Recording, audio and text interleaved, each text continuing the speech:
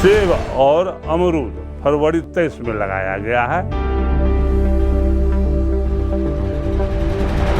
आने वाले समय में इससे ज़्यादा फायदा उठाया जा सकता है।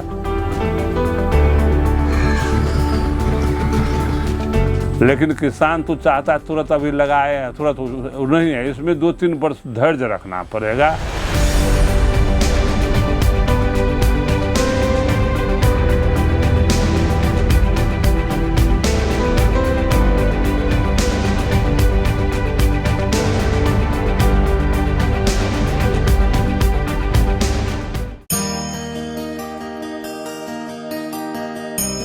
राजेंद्र प्रसाद शाह ने रच दिया है एक नई मिसाल।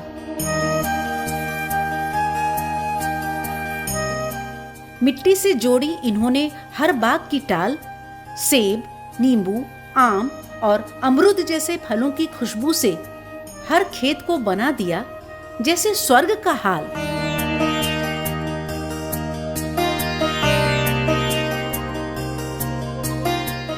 आज हम रूबरू होते हैं बिहार के पूर्णिया जिले के बनमनखी प्रखंड के धरहरा के निवासी राजेंद्र प्रसाद शाह से।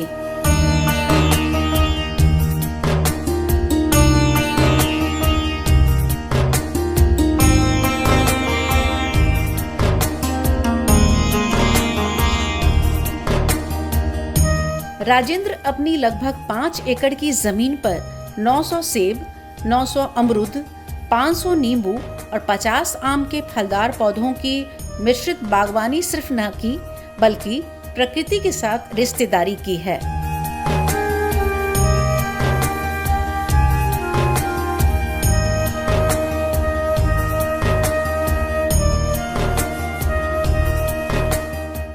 नौ 900 सेब लगवाया है और 900 अमरूद लगाया है। और सेब जो है हमारा अन्ना एप्पल है M7 और डोरसेट गोल्डन M7 है, जो 40-50 सेंटीग्रेड धूप पर राजस्थान में होता है। तो हमारे पुत्र राजीव रोशन है, वो बताए कि बनमनखी में उपयुक्त जगह है, यहाँ होगा। करीब जैविक खाद दिए, उसके लिए 12 फीट बाय 16 फीट पर एक पेड़ लगाया गया है। हम लोग परंपरागत खेती करते थे, जैसे हम लोग यहाँ पर मक्का उपजाते थे, धान उपजाते थे।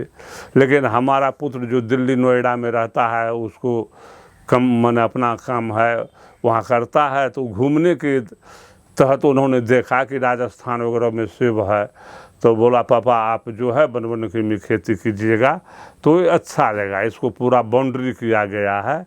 जो भी खाद दिए हैं जैविक खाद दिए हैं, जो डालते हैं वो दिल्ली से हमारा बेटा भेजता है और उसको हम यहाँ पर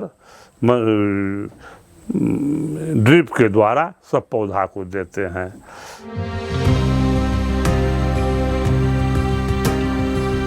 राजेंद्र प्रसाद का सपना है धरती को हरियाली से सजाना, जैविक खादों से खेतों और जीवन को सजाना। ये खुद जैविक खाद तैयार करते हैं। इनका मानना है कि जैविक खाद धरती के लिए अमृत के समान है। 8-10 सब सामान मिला करके घास पत्तर इसमें डाल करके तो इसमें दवाई बनाते हैं। इसको क्या करते हैं, पाइपलाइन के द्वारा जो ड्रिप लगाया गया है उसके माध्यम से सब पौधा में देते हैं।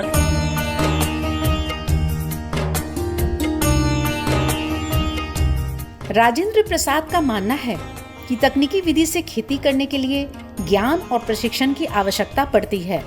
इसलिए इन्होंने अपनी सफलता का श्रेय जिले में अवस्थित आत्मा पूर्णिया को दिया।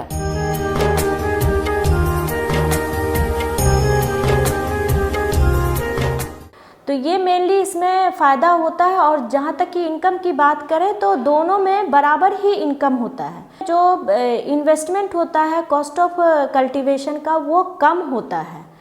और इसमें एक तो जो ड्यूरेशन का है वो तो कमी आती ही है। और इसके लिए जो किसान में जागरूकता के लिए हम लोग किसान गोष्ठी के माध्यम से भी किसानों को अवेयर कर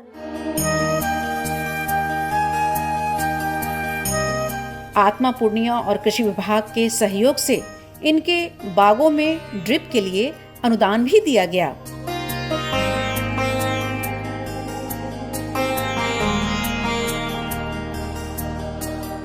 लेकिन कृषि विभाग के द्वारा यह एक ठो ड्रिप की पद्धति दिया गया है। समय समय पर लोग तो आते हैं, इसके एसओ बनवनखी वो भी आए हुए हैं, कलेक्टर साहब भी इसके लिए प्रोत्साहित किए हैं। जब कहीं मीटिंग होती है तो हमको भी बुलाते हैं, हम जाते हैं। 25 डिसमिल में ये भी खेती करके देखे, इससे उसको ज़्यादा फायदा मिलेगा।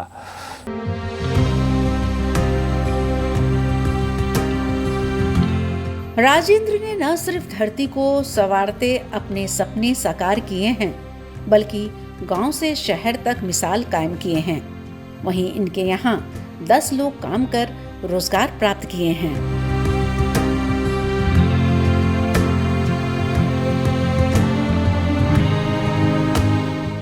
मैं पहले बाहर कमाने के लिए जाते थे, अब जो है यहीं पे बागवानी में काम करते हैं, यहीं पर रहते हैं। हमारे साथ 10 आदमी भी काम करता है। पहले जो बाहर कमाते थे 8-10 हज़ार रुपया मिलता था, उसी में कमाते थे, उसी में खाते भी थे। कभी कभी तबीयत खराब हो जाता था तो बचता नहीं था कुछ। यहाँ पर जो है रहते हैं, 10 आदमी भी खटता है, हमको भी जहाँ जितना वहाँ कमाते उतना भी कमाते हैं। यहाँ घर परिवार चलता है। राजेंद्र प्रसाद शाह की मेहनत से साबित हो गया है कि लगन और शिक्षा से कुछ भी मुमकिन है। इनकी मिश्रित बागवानी और रोजगार देने की सोच ने मिसाल कायम कर दी है।